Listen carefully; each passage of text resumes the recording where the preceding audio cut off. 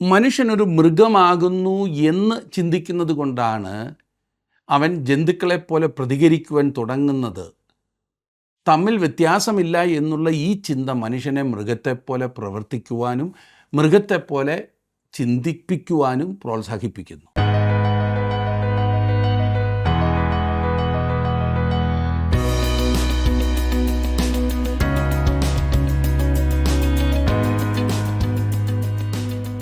ജീവസന്ദേശത്തിലേക്ക് സ്വാഗതം.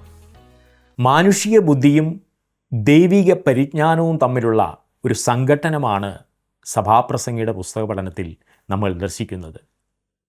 എന്നാൽ കപടഭക്തി കാണിക്കാതെ സത്യസന്ധമായി തൻ്റെ ആത്മീയ പാപ്പരത്വം വിളിച്ചു പറയുന്നതിലൂടെ ശലോമോൻ ദൈവഭക്തർക്ക് ഒരു വിധത്തിൽ അനുഗ്രഹമായി തീരുകയാണ്. ദൈവം മനുഷ്യനിൽ വച്ചിരിക്കുന്ന നിത്യത നീക്കിക്കളഞ്ഞാൽ അവൻ മൃഗതുല്യനാകുന്നു എന്നുള്ളത് നമ്മിൽ നടുക്കമുളവാക്കേണ്ട സത്യമാണ്.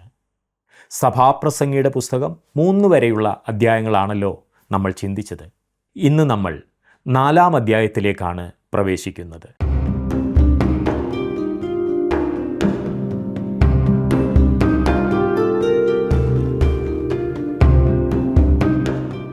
എങ്ങനെയെങ്കിലും സന്തോഷമായിരിക്കുവാനുള്ള മനുഷ്യൻ്റെ പരിശ്രമവും ആ തരത്തിലുള്ള പരിശ്രമത്തിൻ്റെ മണ്ടത്തരങ്ങളുമാകുന്നു സഭാപ്രസംഗിയുടെ പുസ്തകം നമ്മെ പഠിപ്പിക്കുന്നത്. ജ്ഞാനികളിൽ ജ്ഞാനിയായി അറിയപ്പെട്ടിരുന്ന ശലോമോൻ രാജാവ് ലോകത്തിൽ ലഭ്യമായ എല്ലാവിധ സന്തോഷ ഉപാധികളും സ്വന്തം ജീവിതത്തിൽ പരീക്ഷിച്ചു നോക്കി. ആദ്യം ശലോമോൻ ശാസ്ത്രം പരീക്ഷിച്ചു, പ്രകൃതിശാസ്ത്രം. തുടർന്ന് ജ്ഞാനവും തത്വശാസ്ത്രവും പരീക്ഷിച്ചു, മനഃശാസ്ത്രം പരീക്ഷിച്ചു, പിന്നെ സുഖലോലുപത പരീക്ഷിച്ചു, പ്ലഷർ. അതേ തുടർന്ന് വസ്തുമയത്വം, മെറ്റീരിയലിസം പരീക്ഷിച്ചു, വിധിവിശ്വാസം പരീക്ഷിച്ചു. ഒടുവിലായി നാം കണ്ടത് സ്വയത്തെ മുൻനിർത്തിയുള്ള പരീക്ഷണമാണ്. സ്വയചിന്ത എന്ന തത്വശാസ്ത്രത്തിൽ കൂടി ജീവിതത്തിൽ സംതൃപ്തി കാണുവാനുള്ള ശലോമോൻ്റെ അന്വേഷണം അത് തുടരുന്നതായിട്ടാണ് 4-ാം അധ്യായത്തിൽ നാം കാണുന്നത്. 4-ാം അധ്യായത്തിൻ്റെ ആദ്യ വാക്യത്തിൽ നാം വായിക്കുന്നത്, പിന്നെയും ഞാൻ സൂര്യന് കീഴെ നടക്കുന്ന പീഡനങ്ങളെയെല്ലാം കണ്ടു. പീഡിതന്മാർ കണ്ണുനീരൊഴുക്കുന്നു, അവർക്ക് ആശ്വാസപ്രദനില്ല. അവരെ പീഡിപ്പിക്കുന്നവരുടെ കയ്യാൽ അവർ ബലാത്കാരം അനുഭവിക്കുന്നു, എന്നിട്ടും ആശ്വാസപ്രദൻ അവർക്കില്ല. സ്വയ ആശ്രയക്കാർ വ്യവസ്ഥാപിത നയങ്ങളോട് എതിർക്കുന്നവരാണ്. അവർ അതിനെതിരാണ്. ഏത് വ്യവസ്ഥിതി ഉണ്ടായാലും ആര് തന്നെ ഭരിച്ചാലും പാവപ്പെട്ടവർ പീഡിപ്പിക്കപ്പെടുന്നു, ചൂഷണം ചെയ്യപ്പെടുന്നു, കഷ്ടത അനുഭവിക്കുന്നു. അതല്ലേ സത്യം? 2-ാം വാക്യത്തിൽ നാം വായിക്കുന്നത്, ആകയാൽ ഇപ്പോൾ ജീവനോടിരിക്കുന്ന ജീവനുള്ളവരെക്കാൾ മുമ്പേ തന്നെ മരിച്ചു പോയിരിക്കുന്ന മൃതന്മാരെ ഞാൻ പ്രശംസിച്ചു. ഞാൻ മരിച്ചിരുന്നെങ്കിൽ നന്നായിരുന്നു എന്ന് പറഞ്ഞ് കേട്ടിട്ടില്ലേ? ഇതും വ്യവസ്ഥിതിയോടുള്ള മറുതലിപ്പാണ്. അതാണ് ഇവിടെ പ്രകടിപ്പിക്കുന്നത്. മരണത്തിന് അവനിൽ യാതൊരു ഭയവും ഉളവാക്കുവാൻ കഴിയുന്നില്ല എന്ന് തോന്നുന്നു. 3-ാം വാക്യത്തിൽ നാം വായിക്കുന്നത്, ഈ 2 വകക്കാരെക്കാളും ഇതുവരെ ജനിക്കാത്തവനും സൂര്യന് കീഴെ നടക്കുന്ന ദുഷ്പ്രവൃത്തിയെ കാണാത്തവനുമായ മനുഷ്യൻ ഭാഗ്യവാൻ. ഇവിടെ അതിൻ്റെ മറുവശം നാം കാണുന്നു. അടുത്ത തലമുറകൾ ജനിക്കാതിരുന്നെങ്കിൽ നന്നായിരുന്നു, ഞാൻ ജനിക്കാതിരുന്നെങ്കിൽ നന്നായിരുന്നു എന്നാണ് നാം പറഞ്ഞു കേൾക്കാറുള്ളതില്ലേ? 4-ാം വാക്യത്തിൽ നാം വായിക്കുന്നത്, സകല പ്രയത്നവും സാമർഥ്യമുള്ള പ്രവൃത്തിയൊക്കെയും ഒരുവന് മറ്റവനോടുള്ള അസൂയയിൽ നിന്നുളവാകുന്നു എന്ന് ഞാൻ കണ്ടു. അതും മായയും വൃഥാ പ്രയത്നവും അത്രേ. സ്വയ താൽപ്പര്യക്കാരൻ വ്യവസ്ഥിതിയോടും പീഡിപ്പിക്കുന്നവരോടും തെറ്റിനോടും എല്ലാം എതിർക്കുന്നു എന്നത് ശ്രദ്ധേയമത്രേ. എന്നാൽ ശരിയായി പ്രവർത്തിക്കുന്നവൻ്റെ കാര്യം എന്താണെന്നറിയാമോ? അതും നല്ല ഉദ്ദേശത്തോടു കൂടി അല്ല പ്രവർത്തിക്കുന്നത് എന്നത്രേ അവർ പറയുന്നത്. അത് സമയം നഷ്ടപ്പെടുത്തുകയാണ്. ജീവിതത്തെക്കുറിച്ച് നിഷേധാത്മകമായ കാഴ്ചപ്പാടാണിത്. 5-ാം വാക്യത്തിൽ നാം വായിക്കുന്നത്, മൂഢൻ കയ്യും കെട്ടിയിരുന്ന് സ്വന്തം മാംസം തിന്നുന്നു. മൂഢൻ ഒരു നരഭോജിയാണെന്നാണോ ഇതിൻ്റെ അർത്ഥം? അല്ല. തന്നെ തന്നെ സംരക്ഷിക്കുന്നതിന് വേണ്ടി യാതൊന്നും ചെയ്യുവാൻ അവൻ തയ്യാറല്ല എന്നാണ് അതിൻ്റെ അർത്ഥം. അവൻ തനിക്ക് വേണ്ടി വേല ചെയ്യുകയില്ല. ഇങ്ങനെയുള്ള ആളുകളെ നാം ഇന്ന് സമൂഹത്തിൽ വളരെ കണ്ടുവരുന്നു. മറ്റുള്ളവർ അവർക്കെല്ലാം കൊടുക്കണമെന്നാണ് അവരുടെ ചിന്ത. 6-ാം വാക്യത്തിൽ നാം വായിക്കുന്നത്, 2 കൈയും നിറയെ അധ്വാനവും വൃഥാ പ്രയത്നവും ഉള്ളതിനേക്കാൾ 1 കൈ നിറയെ വിശ്രാമം അധികം നല്ലത്. ഇത് നല്ല കാര്യമാണ് അല്ലേ? ഒരു മനുഷ്യന് തൻ്റെ കാര്യങ്ങൾ മാത്രം ചെയ്യണമെന്നുണ്ട്. വളരെ കഷ്ടപ്പെട്ട് കൈ നിറയെ അധ്വാനിച്ച് കിട്ടുന്നതിനേക്കാൾ നല്ലതാണ് അത്. 7-ാം വാക്യത്തിൽ നാം വായിക്കുന്നത്, ഞാൻ പിന്നെയും സൂര്യന് കീഴെ മായ കണ്ടു. ഏത് വഴിയെ താങ്കൾ പോയാലും അത് തെറ്റായ വഴിയാണ്. അതിൽ നിന്ന് ഒരു വിടുതലില്ല എന്നാണ് ശലോമോൻ പറയുന്നത്. ഇതാണ് ജീവിതത്തെക്കുറിച്ച് ഏറ്റവും മോശമായ അശുഭചിന്ത. ഈ ചിന്ത അനേകരെ ആത്മഹത്യയിലേക്ക് നടത്തുന്നു. സ്വയതാൽപര്യമെന്ന തത്വശാസ്ത്രമാണ് ഇതിനെല്ലാം പിന്നിലുള്ളത് എന്നോർക്കണം. സകലവും മായ, ശൂന്യം എന്ന് അത് പഠിപ്പിക്കുന്നു. ജീവിതം കൊണ്ട് യാതൊരു പ്രയോജനവുമില്ല. സ്വന്തമായി പലതും നേടുവാനായിട്ടുള്ള തത്രപ്പാടിൽ യാതൊന്നും നേടിയില്ല എന്നുള്ള ചിന്തയിൽ, അല്ലെങ്കിൽ സംതൃപ്തിയില്ലാത്തതായ ആ സ്ഥിതിയിൽ ജീവിതത്തെ അശുഭ ചിന്തയോടുകൂടി വീക്ഷിക്കുന്നതിനായിട്ടുള്ള മനുഷ്യർ, അവർക്ക് വേറെ ആശയ്ക്ക് വഴിയൊന്നുമില്ലാത്തതിനാൽ ആത്മഹത്യയിൽ ജീവിതം അവസാനിപ്പിക്കുന്നു. 8-ാം വാക്യത്തിൽ നാം വായിക്കുന്നത്, ഏകാഗിയായ ഒരുത്തനുണ്ട്, അവൻ ആരുമില്ല, മകനില്ല, സഹോദരനുമില്ല, എങ്കിലും അവൻ്റെ പ്രയത്നത്തിന് ഒന്നിനും അവസാനമില്ല. അവൻ്റെ കണ്ണിന് സമ്പത്ത് കണ്ട് തൃപ്തി വരുന്നതുമില്ല. എന്നാൽ താൻ ആർക്കു വേണ്ടി പ്രയത്നിച്ച് സുഖാനുഭവം ത്യജിക്കുന്നു. ഇതും മായയും വല്ലാത്ത കഷ്ടപ്പാടും അത്രേ. എന്തൊരു ചിത്രമാണ് ഇവിടെ കാണുവാൻ കഴിയുന്നത്. നിങ്ങൾ മറ്റാർക്കെങ്കിലും വേണ്ടി പ്രയത്നിച്ച് അവരെ സഹായിച്ചാലും നിങ്ങൾ വെറുതെ സമയം ചെലവിടുകയാണ് ചെയ്യുന്നത്, വ്യർത്ഥമാക്കുകയാണ് ഇതെല്ലാം എന്നത്രേ ശലോമോൻ പറയുന്നത്. 9-ാം വാക്യത്തിൽ നാം വായിക്കുന്നത്, ഒരുവനേക്കാൾ 2 നല്ലത്, അവർക്ക് തങ്ങളുടെ പ്രയത്നത്താൽ നല്ല പ്രതിഫലം കിട്ടുന്നു. മറ്റ് ആരോടെങ്കിലും ചേർന്ന് പ്രവർത്തിക്കേണ്ടതിൻ്റെ കാരണം തുടർന്ന് ശലോമോൻ പറയുന്നു. അതും സ്വയ താൽപ്പര്യത്തോടെ കൂടിയ ഉദ്ദേശമാണ്. ഒരുവനേക്കാൾ 2 പേർ നല്ലതാണെന്ന് അവൻ പറയുന്നു. കാരണം അവർക്ക് തങ്ങളുടെ നല്ല പ്രതിഫലം കിട്ടും.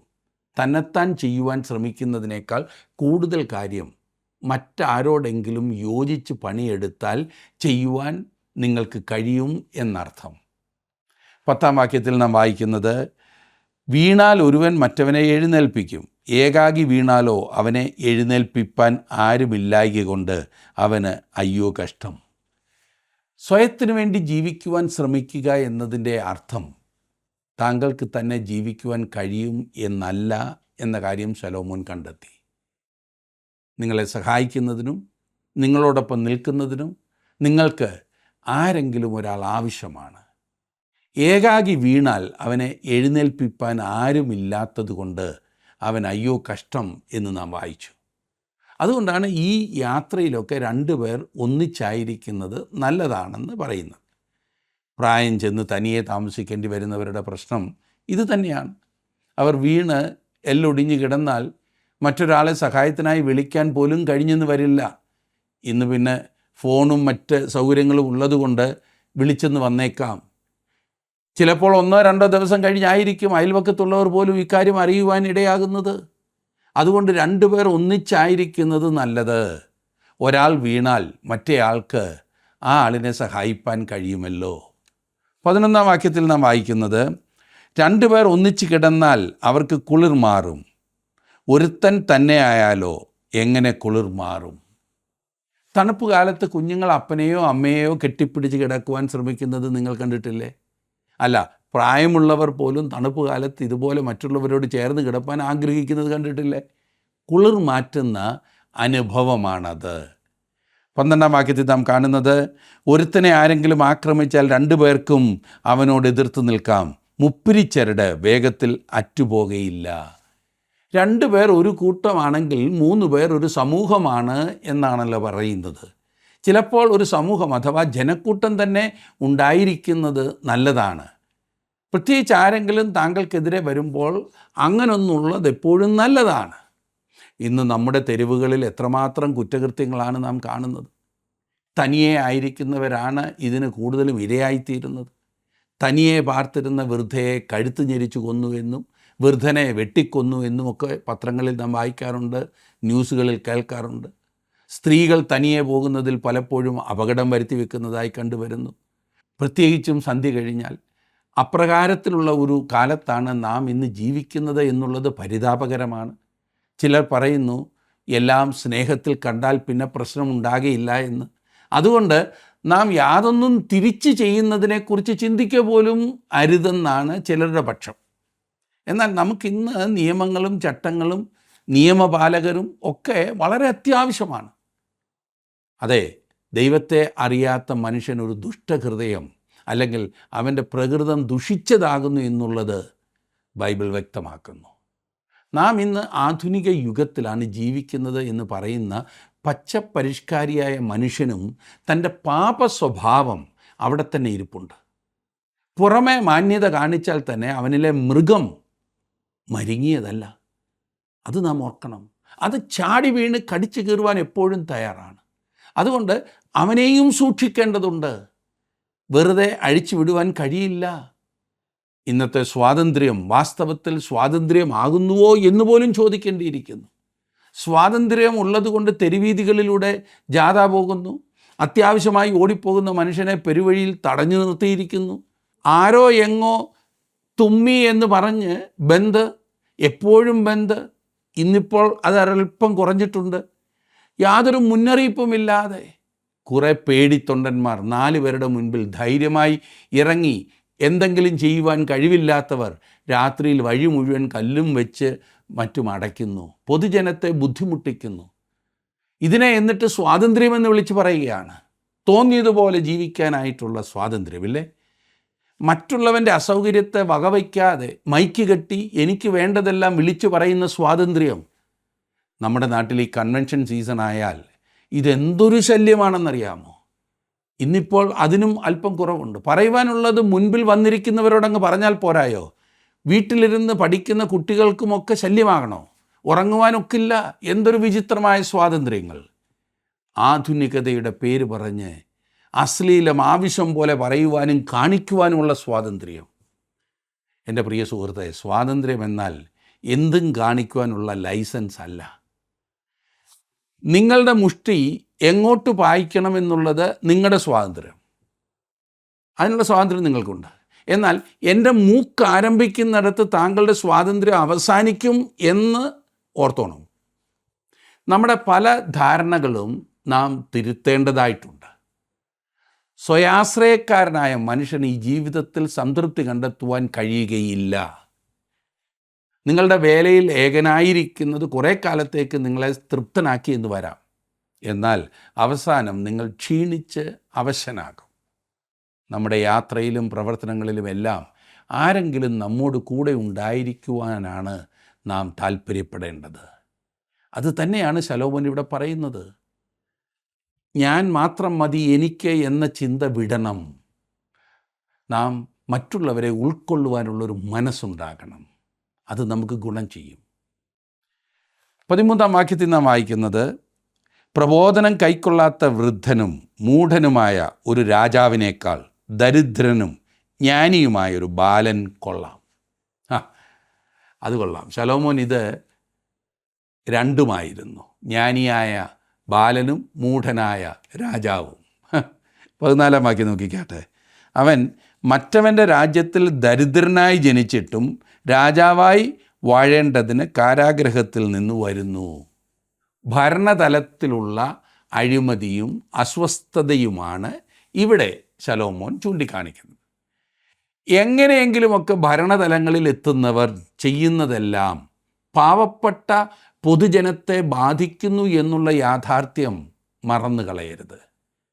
കോടികൾ മുടക്കി മക്കളുടെ വിവാഹം ആഘോഷമാക്കിയും പാർട്ടി മീറ്റിങ്ങുകൾ നടത്തിയും തങ്ങളുടെ കസേര പോകാതിരിക്കുവാനായി ഏത് വേലയും കാണിച്ച് മുൻപോട്ട് പോകുന്നവർ വാസ്തവത്തിൽ പാവപ്പെട്ടവനെ ചൂഷണം ചെയ്യുകയാകുന്നു എന്ന് മറക്കരുത്. ഇതെല്ലാം പാവങ്ങളുടെ നികുതിപ്പണം എടുത്ത് ദുർവിനിയോഗം ചെയ്യുകയാണ്. പാർട്ടിയുടെ പേരിൽ പാവപ്പെട്ടവനെ ഭീഷണിപ്പെടുത്തിയും അധികാരമുള്ളതുകൊണ്ട് എന്തുമാകാം എന്ന ദാർഢ്യത്തോടെയും പോകുന്നവർ ഓർക്കണം, ഇതെല്ലാം നിയന്ത്രിക്കുന്ന ഒരു ദൈവമുണ്ട്. ജനങ്ങളെ സേവിക്കുവാൻ ഇറങ്ങിത്തിരിച്ചിരിക്കുന്ന ഓരോരുത്തരും ആ സേവനമായിരിക്കണം മുൻഗണനയായി കാണേണ്ടത്. അതിപ്പോൾ രാഷ്ട്രീയത്തിലാണെങ്കിലും ആത്മീയതയിലാണെങ്കിലും ശരി. ഇതൊന്നും ആളാകുവാനും ആസ്തി വർദ്ധിപ്പിക്കുവാനുമുള്ള ഉപാധിയാകരുത്. അങ്ങനെ ആയാൽ അത് തട്ടിപ്പാണ്, ശിക്ഷ കിട്ടും. ഈ കൂട്ടത്തിലൊന്നും നല്ലവരില്ല എന്നല്ല ഞാൻ പറഞ്ഞു വരുന്നത്. യാതൊരു അഴിമതിയും കാണിക്കാത്ത അനേകർ ഭരണതലത്തിൽ ഉണ്ടെന്നുള്ളത് ഞാൻ വിസ്മരിക്കുന്നില്ല. എന്നാൽ ഈ മാഫിയ ബന്ധവും അഴിമതിയിൽ കുളിച്ചവരും എങ്ങനെ നാട് നന്നാക്കാനാണ്? വളരെ പാവപ്പെട്ട പശ്ചാത്തലത്തിൽ നിന്നും രാഷ്ട്രീയത്തിൽ നിന്നും മാത്രം കോടീശ്വരന്മാരായ എത്രയെത്ര പേർ നമുക്ക് ചുറ്റും. അവരൊക്കെ എങ്ങനെ പണമുണ്ടാക്കിയെന്നാണ് നിങ്ങൾ കരുതുന്നത്? പാവപ്പെട്ടവനെ ചൂഷണം ചെയ്തല്ലാതെ എങ്ങനെ ഉണ്ടാക്കും? വോട്ടിന് വേണ്ടി അല്ലാതെ ആർക്കാണ് മനുഷ്യനോട് കരുതലുള്ളത്? പാവപ്പെട്ടവർക്ക് വേണ്ടി കണ്ണുനീർ പൊഴിക്കുന്നവർ എത്ര പാവപ്പെട്ടവരെയാണ് സഹായിക്കുന്നത്? അല്ല, അങ്ങനെ സഹായിച്ച് എല്ലാവരും സമ്പന്നന്മാരായാൽ അടുത്ത തിരഞ്ഞെടുപ്പിന് ആരുടെ പേര് പറഞ്ഞാണ് വോട്ട് വാങ്ങുന്നതല്ലേ? ശലോമോൻ ഈ സ്വാർത്ഥത മാത്രമുള്ള മനുഷ്യൻ്റെ അവസ്ഥയെക്കുറിച്ച് പറയുകയാണ്. അവൻ ജ്ഞാനിയായ ബാലനും അതുപോലെ തന്നെ മൂഢനായ രാജാവും എന്ന് പറയുന്നു. ശലോമോൻ ഈ കാര്യങ്ങൾ എത്ര അധികം ശ്രദ്ധിച്ചിരുന്നു എന്നുള്ളത് വളരെ ശ്രദ്ധേയമാണ്. 15ഉം 16ഉം വാക്യങ്ങൾ കൂടി വായിക്കാം. മറ്റവന് പകരം എഴുന്നേറ്റ ബാലൻ്റെ പക്ഷം സൂര്യന് കീഴെ സഞ്ചരിക്കുന്ന ജീവനുള്ളവരൊക്കെയും ചേർന്നിരിക്കുന്നത് ഞാൻ കണ്ടു. അവൻ അസംഖ്യ ജനത്തിന് ഒക്കെയും തലവനായിരുന്നു. എങ്കിലും പിന്നെയുള്ളവർ അവനിൽ സന്തോഷിക്കയില്ല. അതും മായയും വൃഥാ പ്രയത്നവും അത്രേ. മറ്റവന് പകരം എഴുന്നേറ്റ ബാലൻ. ശലോമോൻ രണ്ടാമത്തെ കുട്ടിയായിരുന്നു എന്ന കാര്യം ശ്രദ്ധേയമത്രേ. ബത്ശേബയുടെ രണ്ടാമത്തെ മകനായിരുന്നു ശലോമോൻ. അടുത്ത രാജാവായിരിക്കണമെന്ന് ദാവീദ് തിരഞ്ഞെടുക്കുമായിരുന്നത് ശലോമോനെ അല്ലായിരുന്നു. ഇസഹാക്കും യാക്കോബും ഒന്നും ആദ്യത്തെ കുട്ടികളായിരുന്നില്ല എന്ന കാര്യം ശലോമോൻ ശ്രദ്ധിച്ചിരിക്കാം. രണ്ടാമത്തേതിനെ തിരഞ്ഞെടുക്കുന്നതിൽ ദൈവത്തിന് താല്പര്യമുണ്ട്.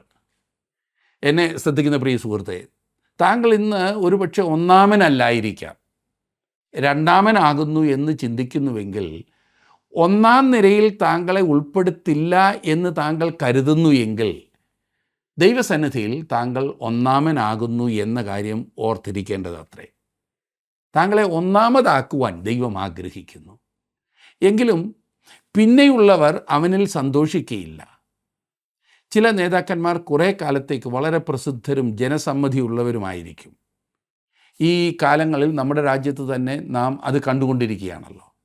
എന്നാൽ അവരുടെ പ്രതാപകാലം കഴിയുമ്പോൾ അവരെക്കുറിച്ച് നല്ല കാര്യങ്ങൾ അല്ല പലപ്പോഴും നാം കേൾക്കാറുള്ളത്, മറിച്ചായിരിക്കും കേൾക്കുവാൻ ഇടയാകുന്നത്. അവർ അസംഖ്യം ജനത്തിന് ഒക്കെയും തലവനായിരുന്നു. എങ്കിലും പിന്നെയുള്ളവർ അവനിൽ സന്തോഷിക്കുകയില്ല. അതും മായയും വൃഥാ പ്രയത്നവും അത്രേ. പലപ്പോഴും മനുഷ്യൻ്റെ പ്രശസ്തി എവിടം വരെ ഉണ്ട് എന്ന് നാം ചിന്തിക്കാറില്ല. വളരെയധികം പ്രശസ്തരായിരുന്ന പല ആളുകളും, അതെ, ലോകത്തെ കിടുകിട വിറപ്പിച്ചവർ, അധികാരം കയ്യാളിയിരുന്നവർ എത്ര പെട്ടെന്നാണ് ആ സ്ഥാനങ്ങളിൽ നിന്നും താഴെ വീണത്. ആർക്കും ഒരു വിലയും ഇല്ലാത്തവരായി അവർ മാറി. എന്നാൽ ജീവിതത്തിൽ യഥാർത്ഥ സംതൃപ്തി കണ്ടെത്തുവാൻ ശ്രമിക്കുന്ന ഒരു വ്യക്തിക്ക് അത് കണ്ടെത്തുവാനുള്ള അവസരം ഈ പറഞ്ഞ തത്വശാസ്ത്രങ്ങളിലൂടെ അല്ല എന്ന് ശലോമോൻ തന്നെ തൻ്റെ അനുഭവങ്ങളിൽ നിന്ന് തെളിയിക്കുകയാണ് ചെയ്യുന്നത്. ശലോമോൻ രാജാവായിരുന്നു, അധികാരമുള്ളവനായിരുന്നു. അവൻ പരീക്ഷിക്കാൻ ചിന്തിച്ചതൊക്കെ പരീക്ഷിച്ചു നോക്കി. എന്നാൽ ജീവിതത്തിൽ അവൻ അതിലൂടെ ഒന്നും സംതൃപ്തി കണ്ടെത്തിയില്ല എന്ന് നാം കാണുന്നു. എന്നെ ശ്രദ്ധിക്കുന്ന പ്രിയ സഹോദര, പ്രിയ സഹോദരി, നിങ്ങളുടെ ജീവിതത്തിൽ സംതൃപ്തി കണ്ടെത്തുവാനുള്ള പരക്കം പാച്ചിലിലാണോ? അതിനുവേണ്ടി നിങ്ങളുടെ മുൻഗണനകളൊക്കെ ആ വഴിക്ക് തിരിച്ചു വിട്ടിരിക്കുകയാണ്. അധികാര സ്ഥാനങ്ങളിൽ കയറിപ്പറ്റുവാൻ ഇന്ന് ശ്രമിക്കുകയാണോ? മറ്റുള്ളവർക്ക് എന്ത് സംഭവിച്ചു എന്നുള്ളതല്ല, എനിക്കെങ്ങനെ മുൻപിലെത്താം എന്നുള്ള ആ ചിന്താഗതിയോടെ മുൻപോട്ട് പോകുന്ന ആ ഒരു മനോഭാവമാണോ? ശലോമോൻ തൻ്റെ ജീവിതത്തിൽ അവലംബിച്ച ഈ കാര്യങ്ങളൊക്കെ തനിക്ക് ദുഃഖം മാത്രമേ നൽകിയുള്ളൂ എന്ന് ശലോമോൻ വ്യക്തമാക്കുന്നു. നമ്മുടെ ജീവിതത്തിൽ ദൈവവിഷയമായി സമ്പന്നരാകണം. അതിനാണ് ദൈവം നമ്മെ വിളിച്ചിരിക്കുന്നത്. അങ്ങനെയുള്ള അനുഭവം മാത്രമേ നിലനിൽക്കുന്നതായിട്ടുള്ളൂ. മറ്റേതൊക്കെ താൽക്കാലികമാണ്. നമ്മെ ആക്കിയിരിക്കുന്ന സ്ഥാനങ്ങളിൽ നാം വിശ്വസ്തരായിരിക്കണമെന്നാണ് ദൈവം നമ്മെക്കുറിച്ച് ആഗ്രഹിക്കുന്നത്. പലപ്പോഴും എങ്ങനെയും മുൻപിലെത്തുവാനുള്ള തത്രപ്പാടിലാണ് നാം. ഫലമോ മുൻപിലെത്തിക്കഴിയുമ്പോൾ ഉണ്ടാകുന്ന ശൂന്യതാബോധം. എങ്ങനെയും പലതും നേടുവാനുള്ള നെട്ടോട്ടമാണ്. അതുകൊണ്ട് പ്രധാനപ്പെട്ട പലതും അവഗണിച്ചാണ് നാം മുൻപോട്ട് പോയത്. എന്നാൽ അതൊക്കെ നേടിക്കഴിഞ്ഞപ്പോൾ ഉണ്ടാകുന്ന ശൂന്യതാബോധം. എന്നാൽ നിലനിൽക്കുന്ന സന്തോഷവും നിലനിൽക്കുന്ന സന്തുഷ്ടിയും മനുഷ്യന് ദൈവം ദാനം ചെയ്തിട്ടുണ്ട്. അത് ദൈവവുമായിട്ടുള്ള ബന്ധത്തിൽ മാത്രമേ നമുക്ക് ആസ്വദിക്കുവാനായിട്ട് സാധിക്കൂ. നിങ്ങളുടെ ജീവിതത്തിൽ അപ്രകാരം അത് ആസ്വദിക്കുവാൻ കഴിയുന്നുണ്ടോ? ഇല്ല എങ്കിൽ ഒന്ന് ഗൗരവമായി ചിന്തിക്കൂ. നിങ്ങൾ ആയിരിക്കുന്ന സ്ഥാനത്ത് ദൈവവുമായിട്ടുള്ള ബന്ധത്തിൽ മുൻപോട്ട് പോകുവാനുള്ള ആ താല്പര്യമാണോ മുൻപിൽ നിൽക്കുന്നത്? പ്രാർത്ഥിക്കാം. കർത്താവേ, അവിടുത്തെ വചനം പഠിക്കുവാൻ ഞങ്ങൾക്ക് ലഭിക്കുന്ന അവസരത്തിനായി സ്തോത്രം. കർത്താവേ, വളരെ പ്രോത്സാഹജനകമായ വചനങ്ങളും വാഗ്ദത്തങ്ങളും പഠിക്കുന്നത് പോലെ തന്നെ ഈ മുന്നറിയിപ്പുകളെ സഭാപ്രസംഗിയുടെ പുസ്തകത്തിൽ നിന്നും കാണുവാൻ തക്കവണ്ണം ഞങ്ങൾക്ക് ലഭിച്ച അവസരത്തിനായിട്ട് സ്തോത്രം. കർത്താവെ, ഞങ്ങൾ ഒരിക്കലും അവിടുത്തെ ഹിതത്തിന് വിപരീതമായി പോയി സന്തോഷവും സന്തുഷ്ടിയും പ്രാപിക്കുവാൻ ഇടയാകേണ്ടതിന് നീ അനുവദിക്കരുതേ. അവിടുത്തെ ഹിതത്തിൽ മാത്രം നിന്നുകൊണ്ട് അവിടുന്ന് നൽകുന്ന സന്തോഷവും സംതൃപ്തിയും ഞങ്ങൾ പ്രാപിച്ചു മുൻപോട്ട് പോകാൻ സഹായിക്കണമേ. ശലോമോനെ പോലെ ജീവിതത്തിൽ സന്തോഷം എന്തെന്ന് പരീക്ഷിച്ച് നടക്കുകയല്ല, പിന്നെയോ ദൈവത്തിലുള്ള ആശ്രയത്തിൽ ലഭിക്കുന്ന സന്തോഷത്തിൽ ഞങ്ങൾ മുൻപോട്ട് പോകുവാൻ അവിടെ ഞങ്ങളെ ശക്തീകരിക്കണമേ. ഇന്നത്തെ വചനം കേട്ട എല്ലാവർക്കായിട്ടും സ്തോത്രം ചെയ്യുന്നു. ഈ വചനം ഓരോ വ്യക്തികളെയും ഓരോ കുടുംബങ്ങളെയും രൂപാന്തരപ്പെടുത്തുവാൻ മതിയായതായിട്ടുള്ളതോർത്ത് സ്തോത്രം. എൻ്റെ കുഞ്ഞുങ്ങളെ അനുഗ്രഹിക്കണമേ. യേശുക്രിസ്തുവിൻ്റെ നാമത്തിൽ തന്നെ. ആമേൻ.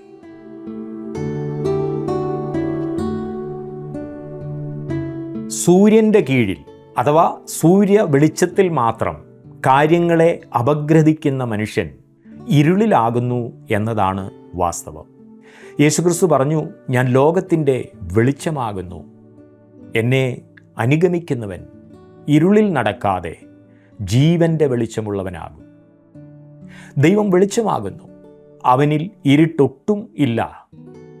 ദൈവത്തോട് കൂട്ടായ്മയുള്ളവർ വെളിച്ചത്തിൽ ജീവിക്കും എന്ന് മാത്രമല്ല, അങ്ങനെയുള്ളവർ മറ്റുള്ളവർക്കും വെളിച്ചമായിത്തീരും. വെളിച്ചത്തിൻ്റെ മക്കളായി ജീവിക്കുവാൻ ദൈവം നമ്മെ ഓരോരുത്തരെയും സഹായിക്കുമാറാകട്ടെ.